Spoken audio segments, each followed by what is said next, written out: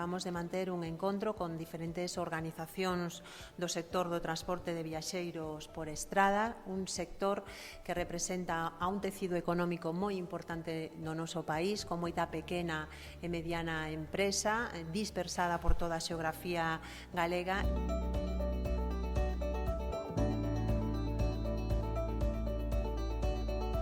O que nos traslada ao sector é a súa preocupación porque neste momento están nunha situación crítica e necesítase un maior apoio, un apoio máis contundente por parte das diferentes administracións. Está en xogo que poda manterse esa rede de pequenas e medianas empresas con todo o emprego asociado que ten e tamén está en xogo que poidamos garantir ese dereito á mobilidade que teñen que ter todos os galegos e todas as galegas con independencia de cal sexa o seu lugar de residencia.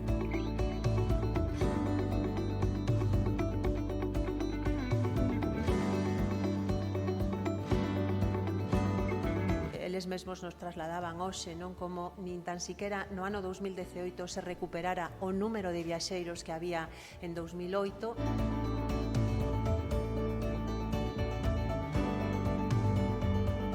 Requerimos a Xunta de Galiza que tamén poña en marcha medidas de distribución gratuita de máscaras para o seu uso no transporte público do noso país e que haxa tamén un plan de choque desde Galiza para fomentar o uso do transporte público e para iso é necesario